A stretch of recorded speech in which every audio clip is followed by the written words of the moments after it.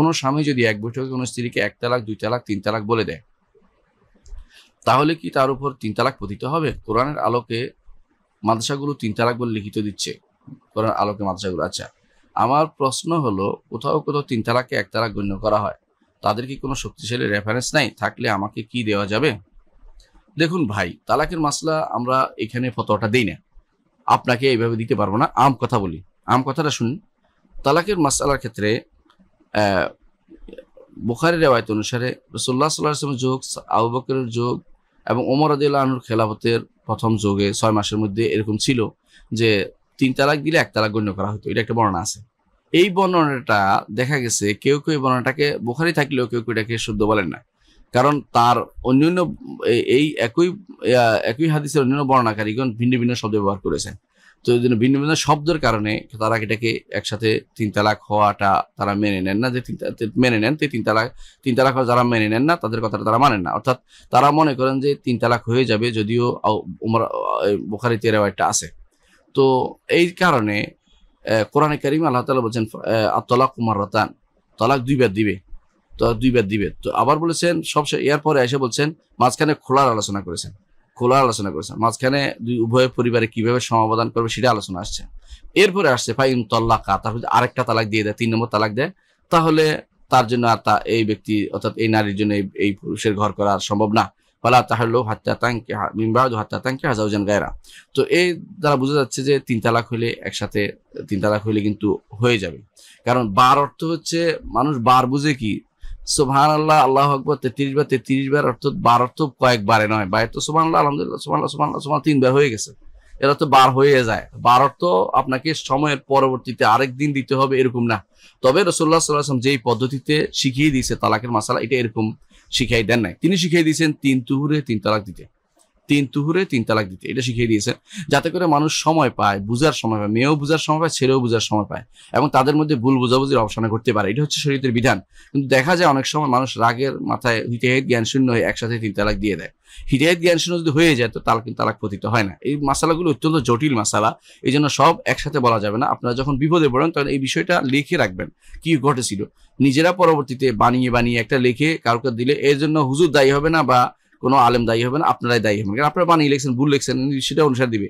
একজন আলেমের দায়িত্ব হচ্ছে যা স্পষ্ট তার সামনে আসবে এটা অনুসারে তাকে প্রশ্নের উত্তর দেয়া। সে নয় সিএ ডিগ্রি করবে না, গোয়েন্দাগিরি করবে না, আরেকজন জিজ্ঞাসা করবে না সে কি বলেছে, বা তাকে চাপ দিবে না, বা তাকে রিমান্ডে নিয়ে জিজ্ঞাসা করবে না, এগুলি আলেমের দায়িত্ব নয়।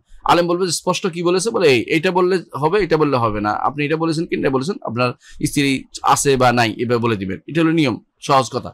সে হচ্ছে মুওয়াক্কিআন রাব্বিল আলামিন, রব্বুল আলামিন থেকে সে তাওকীর করতেছে, রব্বুল আলামিন থেকে সে এই মাসালাটার মধ্যে দস্তখত দিতেছে, এটা মনে রাখতে হবে। তাহলে এই মাসালাগুলোতে যেটা আমি বলতে চাচ্ছি আমি আপনাকে, সেটা হচ্ছে 1 তালাক 2 তালাক 3 তালাক যদি দেয়, তাহলে দুটি মত ইতিহাসে এই প্রসিদ্ধ একটি মাসালা। এটা মানে ইতিহাস কেন বল, মুসলিম ইতিহাস এটা প্রসিদ্ধ মাসালা, যুগ যুগ ধরে এই মাসালার মধ্যে মতভেদ চলে আসছে, এবং সাহাবায়ে কেরাম, তাবেঈন, আইম্মা মুজতাহিদিন তাদের সময় পরবর্তীতে এখন পর্যন্ত এই মাসালাতে মতভেদ, দুইটি মত আসছে। একটি মত হচ্ছে যে এই মাসলা 3 তালাক দিলে একসাথে 3 তালাক হয়ে যাবে, এটা হলো 4 ইমামের মত। 4 ইমামের মত, আবু হানিফা, মালিক, শাফি, আহমদ, 4 ইমামের মত হচ্ছে যে 3 তালাক একসাথে দিলে 3 তালাক হয়ে যাবে, এবং এটা বিভিন্ন দেশে এটা কার্যকরও আছে, আরেকটি মত হচ্ছে যে 3 তালাক একসাথে দিলে 1 তালাক হবে, এটা একটি মত, এবং এই মতটি যুগে যুগে এটার পক্ষে লোক ছিল এবং এটার পক্ষেও দলিল আছে। তবে এটা বেশিরভাগ মানুষ বলেনি, এটা কম মানুষই বলেছে। তো হক কখনো শুধু বেশিরভাগ থাকবে এটা কিন্তু ঠিক না, হক কখনো কোনো কমের মধ্যেও থাকে, সত্য কথাটা।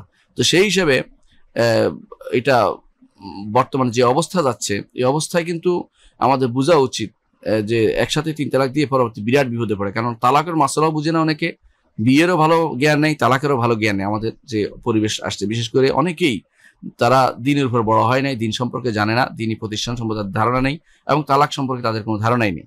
ফিকহুত তালাক সম্পর্কে আলাদা দার্স হওয়া উচিত বারবার, এবং মানুষকে শেখানো উচিত যে তালাকের মাসালাগুলো এরকম যেন না হয়, তাদের বোঝা উচিত।